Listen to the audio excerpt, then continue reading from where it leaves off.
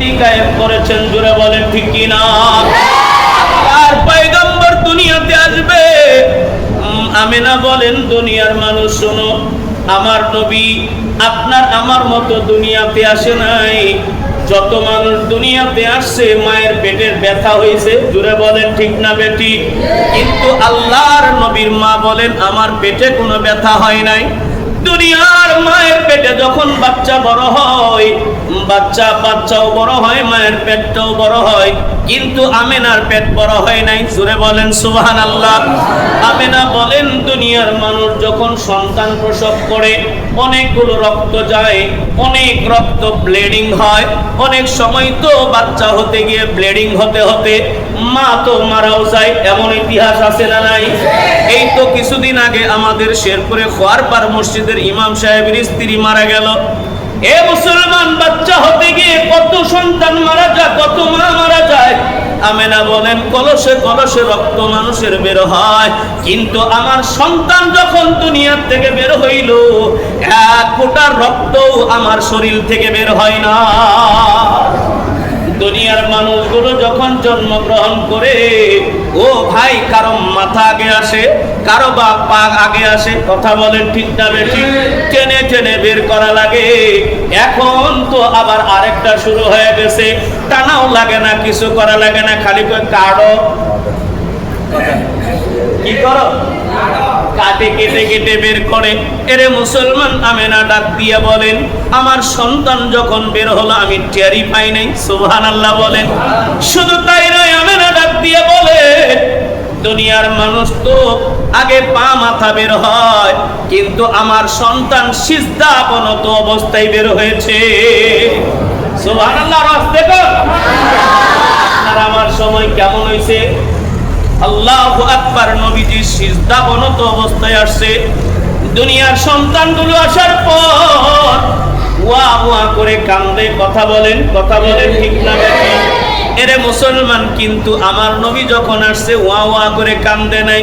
কেন সন্তান কান্দে জানেননি? হাদিস শরীফের মধ্যে নবীজি বলেন, যখন কোন সন্তান মায়ের পেট থেকে বের হয়, শয়তানে আইসা ওই সন্তানকে সিপ দেয়। কি দেয়? সিপ দিলে দুঃখ পাওয়া যায় না? যায় না? ছোট্ট বাচ্চা সিপ যখন শয়তান চিপা দেয়, চাপ দেওয়ার সাথে সাথে সন্তান দুঃখ পায়, ওয়া ওয়া করে কান্দে। এরে মুসলমান, আমেনা বলে, আমার সন্তান যখন দুনিয়াতে আসলো, সিজদাবনত অবস্থায় আসলো, ওয়া ওয়া, কোনো শব্দ নাই, কোনো আওয়াজ নাই। আমি ভয় পেয়ে গেলাম, না জানি আমি আমার সন্তানটাকে বোবা প্রসব করলাম নাকি। আমেনা বলেন, আমি বড় চিন্তিত হয়ে কি করব স্কুল না পায়া আমি আমার কানটা আমার সন্তানের মুখের কাছে উঠায়া দিয়ে দিলাম। ও দুনিয়ার মানুষ, ভালো করে শুনো, আমি যখন আমার কানটা আমার সন্তানকে একটু মাথাটা উঠায়া যখন তার মুখের কাছে নিলাম, তখন আমার সন্তান বলতেছিল, ইয়া উম্মতি, ইয়া উম্মতি। এ মুসলমান, দুনিয়ার মানুষ, আমার নবী দুনিয়াতে আইসা উম্মতের জন্য চিন্তা করে, আর আমরা দুনিয়াতে নবীর এত মায়ার উম্মত হইয়া আমরা পরস্পরে মারামারি করি। কথা কই?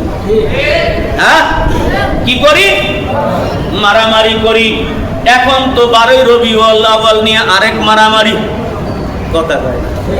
হ্যাঁ, রবিউল আউয়াল নিয়ে মারামারি। ঈদে মিলাদুন নবী পড়বো কি পড়বো না, মিরাদুন নবী পড়বো নাকি সিরাতুন নবী বলবো, এই নিয়েই তো আমাদের মারামারি। একজন আরেকজনকে দেখতে পর্যন্ত পারে না। কথা বলেন ঠিক না বেশি? অথচ আল্লাহ রাব্বুল আলামিন পবিত্র কোরআনের মধ্যে ডাক দিয়ে বলেন, মুহাম্মাদুর রাসূলুল্লাহ ওয়াল্লাযীনা মাআহু আশিদ্দাউ আলাল কুফফার রুহামাউ বাইনাহুম। আল্লাহর ভয় আল্লাহ পাক তাআলা বলেন, মুহাম্মদ তো এমন একজন মানুষ এবং তার সাথীরা এমন আদর্শে গড়া একজন মানুষ, ওরা কাফেরের বেলায় বড় শক্ত। কাফেরের বেলায় কি? কাফেরের বেলায় বড় শক্ত। রুহামাউ বাইনাহুম, পরস্পরের দয়ার্দ, পরস্পরের মধ্যে কোনো মারামারি নাই, কাটাকাটি নাই, হিংসা হিংসি নাই।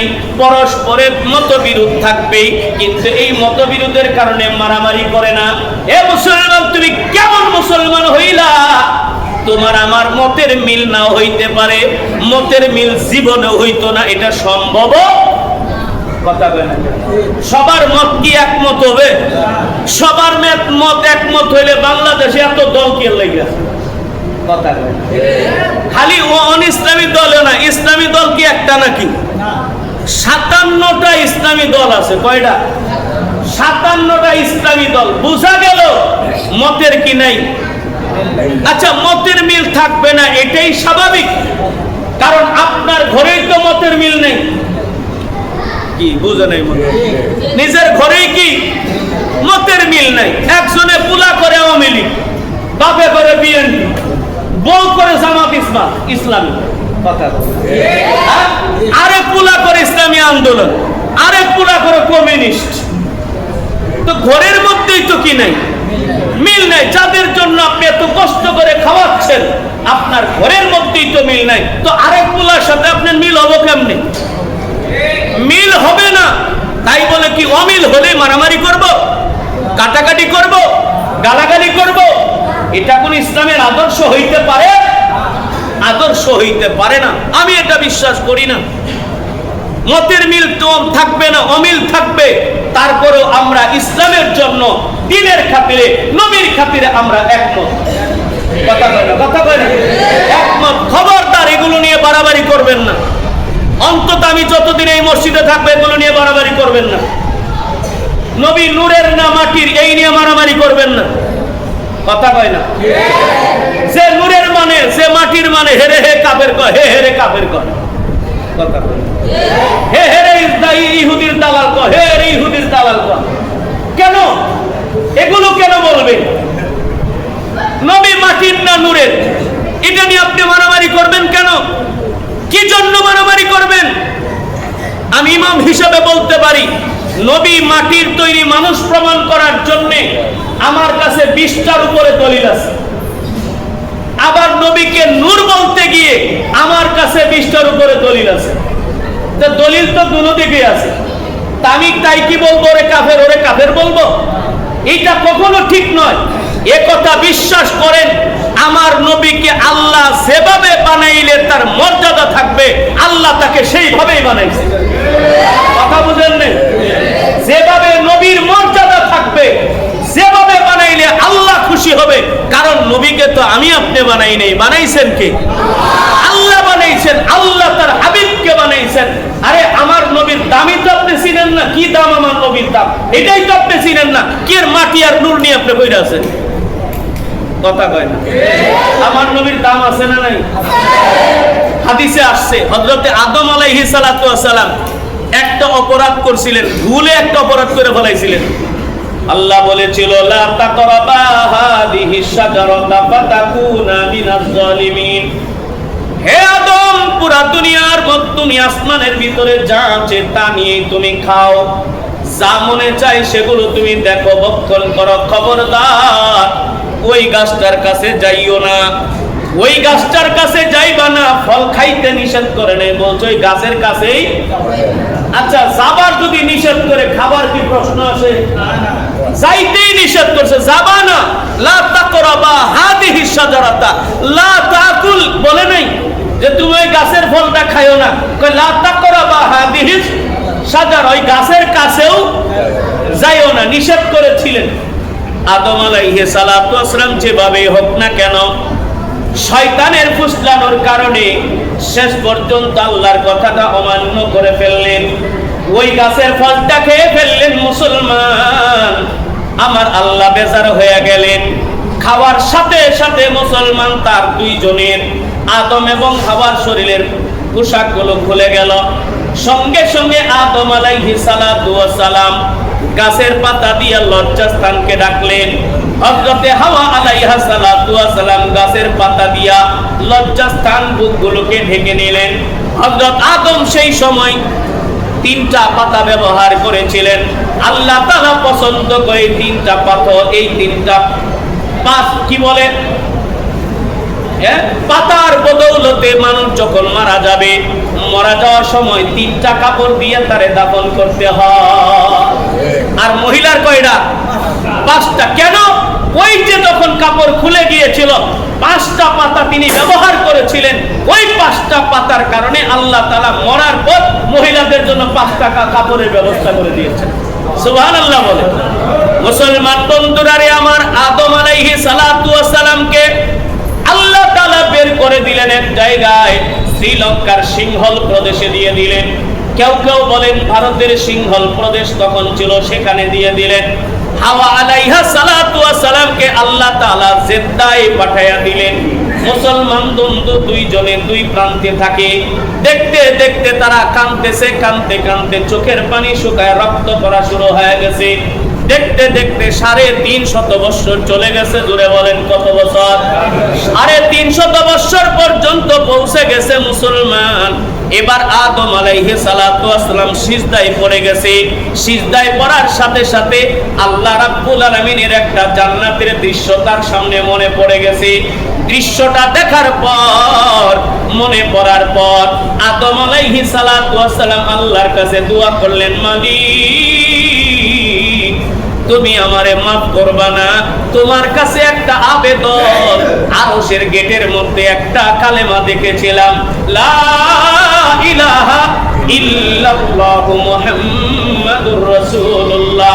সেই দিনই আমার দিলের মধ্যে সন্দেহ হয়েছিল, আমাকে আগে বানাইলা কিন্তু মুহাম্মদের নামটা তোমার নামের সঙ্গে মিলায় রাখলা, আমার নামটা মিলায় রাখো নাই। আল্লাহ মনে হয় মুহাম্মদ তোমার কাছে বড় দামি। আল্লাহ ভুল করেছি, অন্যায় করেছি, মুহাম্মদের খাতিরে তুমি আমারে মাফ কইরা দাও। আল্লাহ রাব্বুল আলামিন ডাক দিয়ে বলেন, মুহাম্মদ রে তুমি চিনো কেমনে?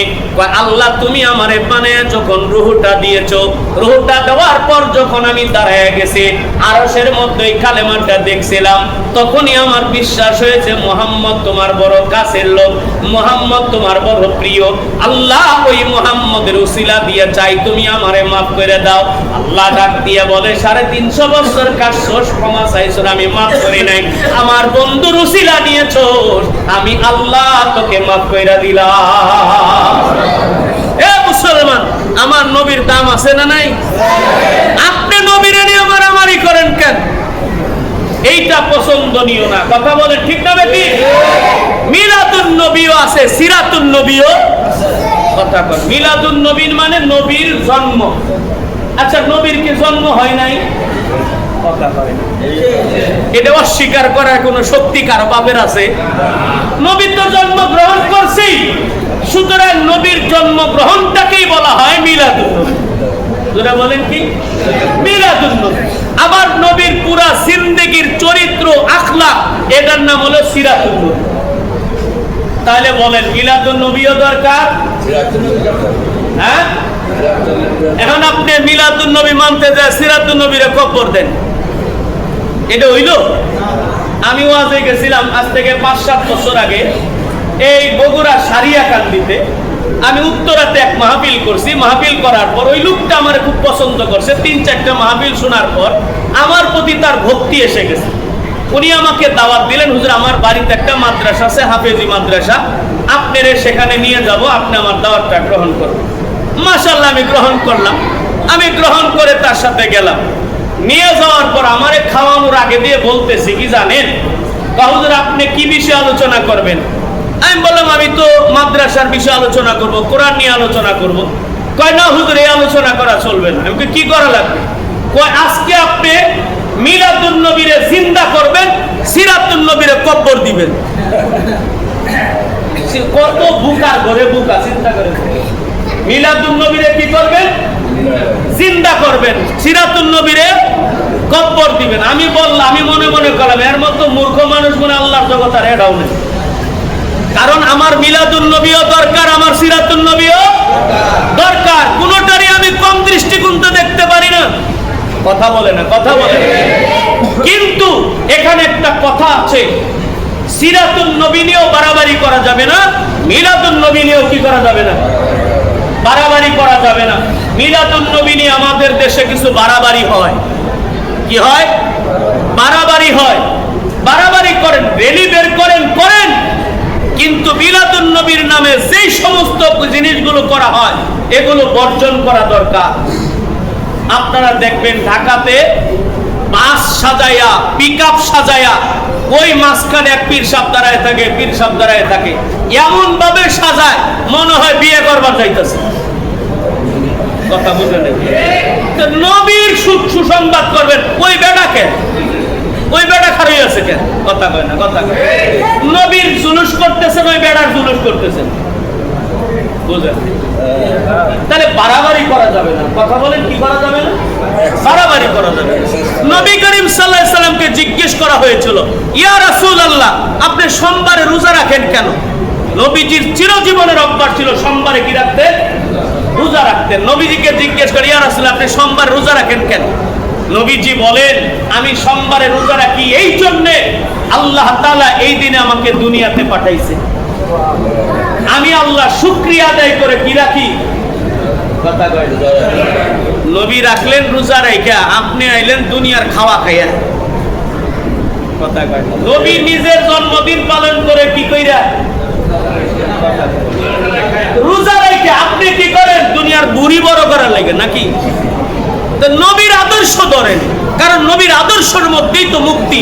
কথা বলেন, কথা বলেন, ঠিক না? এই জন্য আমরা নবীর আদর্শের উপর আসি না নাই? জুড়ে বলেন। একটা কথা মনে রাখবেন, নবীর আদর্শের বাইরে আমরা যেতে পারি না। আমাদের দুটোটা দরকার আছে না নাই? এই জন্য আমরা মারামারি করব, কাটাকাটি করব,